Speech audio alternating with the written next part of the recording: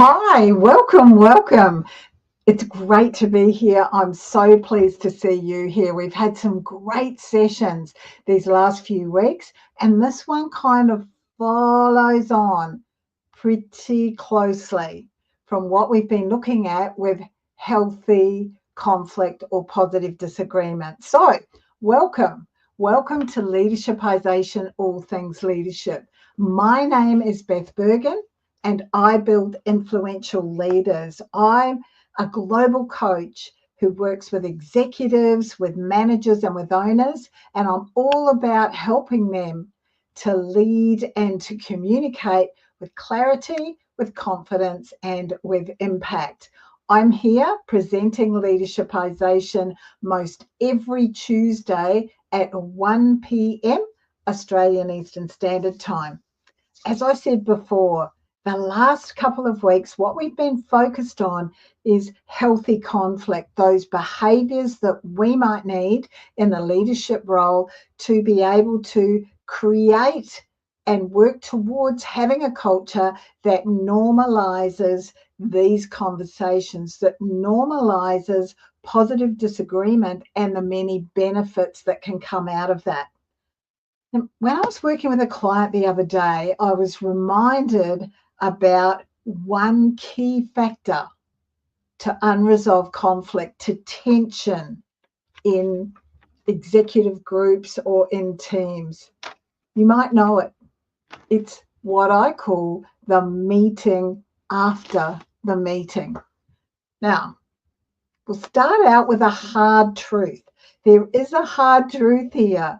There will be post-meeting meetings. There will be meetings after the meeting where there'll be speculations, where opinions will be shared, where there'll be a little bit of gossip maybe, and where people's questions will be answered. Well, maybe they won't be answered. Maybe they'll just be posed. The big question for you, though, is, are you going to participate in those meetings after the meeting or not?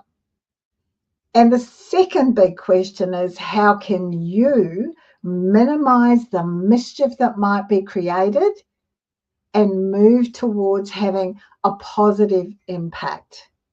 So let's come back to where I quite often like to start, and that is, what is the meeting after the, what is the meeting after the meeting? What do I mean by that?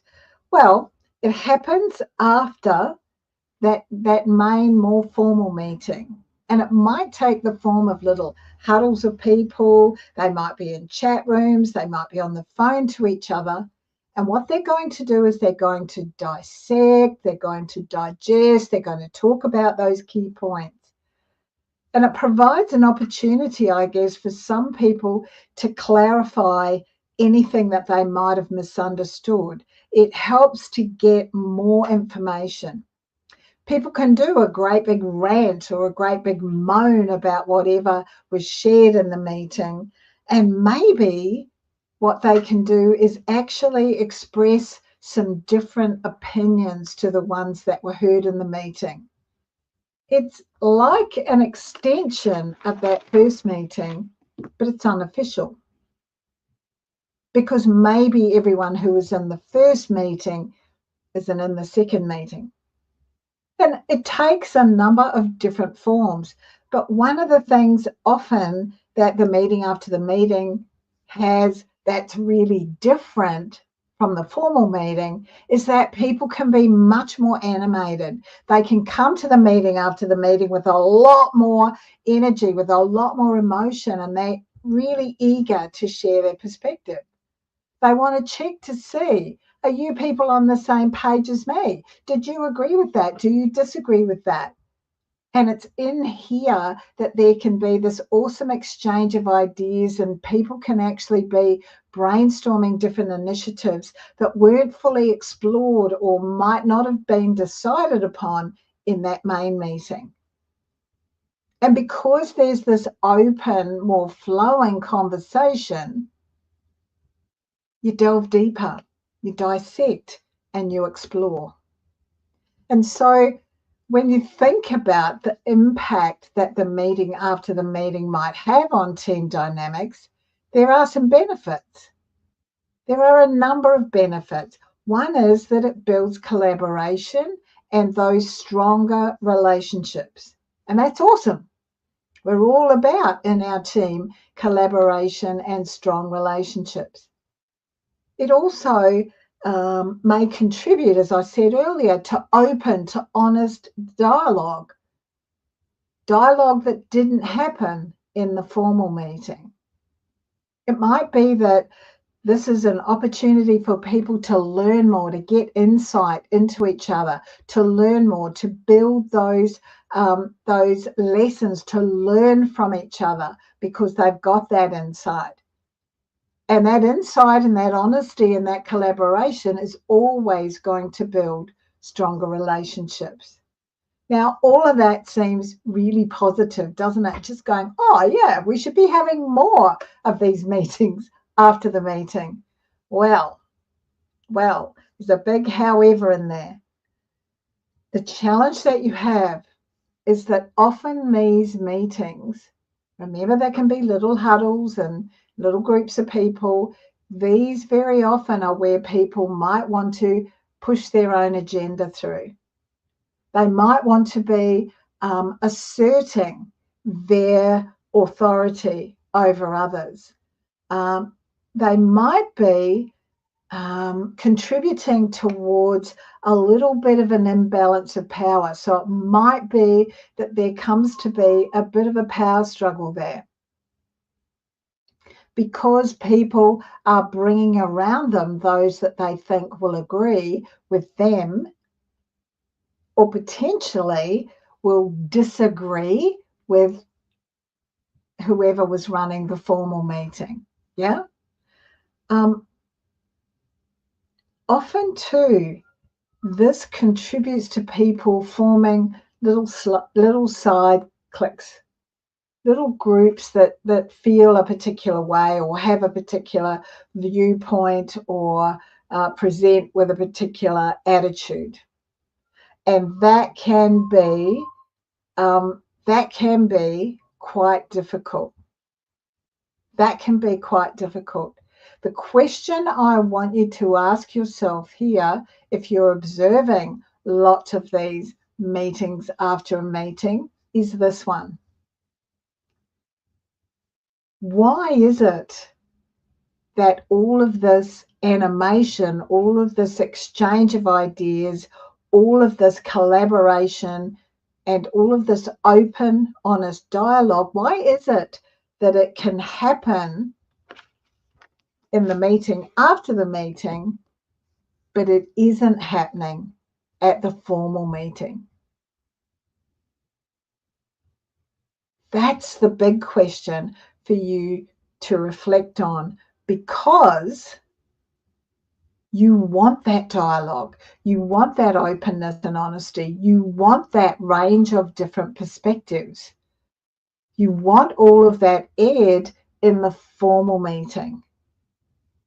So, as a leader, what we've got to do is look to manage the meeting after the meeting and make sure that our formal meetings are as positive and constructive as they can possibly be. We want to encourage that openness, that honesty in communication at the formal meetings. We want that two-way dialogue. We also need to make sure that what we're doing is trying to unsettle any particular, I'm not sure that that's the right word. What we want to do is to make sure that people are respected and that they're treated, that their perspective is treated, or is heard and is treated valuably at those informal meetings. So it's almost like we've got to set some boundaries for that. And if what you're doing is setting boundaries for healthy conflict anyway, and how to manage that, then hopefully that will transfer over to that meeting after the meeting. And you should have many less of those if what you're doing is encouraging respect, active listening, and making sure that you're not damaging relationships in the informal meetings. Your goal all the time is going to be to enhance the team dynamics and to really be driving and pushing towards that effective decision making.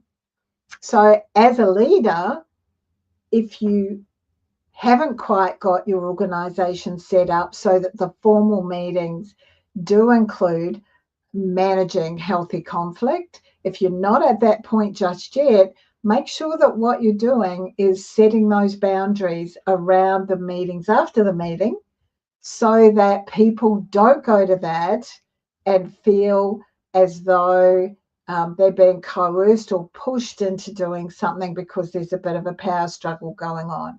You don't want your team feeling as though they need to make a choice between what you as leader might be saying and what this other person or people who have some reputation in the group amongst the team. You don't want it to be like an us against them situation and have your team feeling as though they've got to make their minds up about who they're going to support. Let's look now at how you might reduce the need for the meeting after the meeting. Again, it comes back to how you are managing your formal meetings. If what you've got is clear and effective communication, if what you're able to do is to clarify the outcomes, if what you're able to do is to encourage open two-way dialogue so that you can share all of that important information in the formal meeting, not keeping some of it back just in case you might want to tell people a bit later. If you are ready to tell people, tell them all at the same time. We want to make sure that what you're doing in your formal meetings is creating a space where people are safe, where they feel comfortable, where they feel valued, and where they feel respected. And really importantly, where all perspectives, where all opinions are likely to be considered. You want your people to feel comfortable speaking up. And you can do this by emphasizing the value of that full formal discussion. If you can have the full formal discussion quickly or sooner, without 2 or 3 meetings after the meeting, you'll get to that decision making much faster. And of course, because you've considered all perspectives, it will be much better informed. It's also an opportunity for you to build collaboration, to use your formal meetings as an opportunity to build collaboration, because that's always going to lift your efficiency and it will always lift productivity. Together, we're better than just trying to do it by ourselves. And as I said earlier, the more you can minimize that meeting after the meeting, it's going to make for quicker, more informed decisions. And those decisions will be more inclusive and much more robust because everyone's had their say about what they look like. So all of this can seem quite simple. Let me tell you, it's not, because there'll be some resistance to change, and there will and that and some other potential challenges. So when we look at the potential challenges, the first one is this resistance to change. People like to be able to exert their influence. They want to be able to voice their disagreement. And that's perfectly okay. That there's something that we can learn from people who are wanting to just take a little while to consider all the possibilities before they go all in on an idea.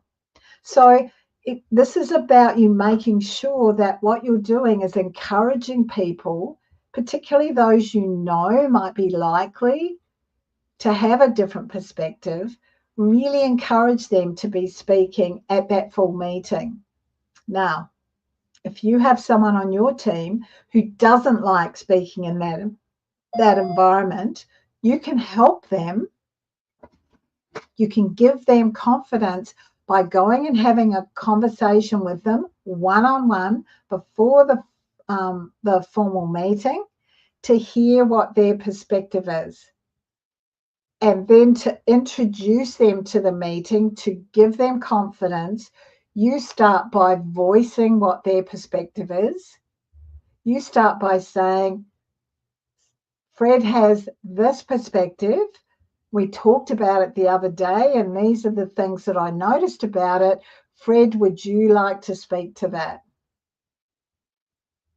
Fred, what have I missed here? So that what you're doing is bringing that person, strategically called Fred, but you're bringing that person into the conversation. And that will then help with their confidence speaking in front of the group, because you've given them that little bit of an introduction and you've demonstrated that you value their opinion, whether it's mainstream or not.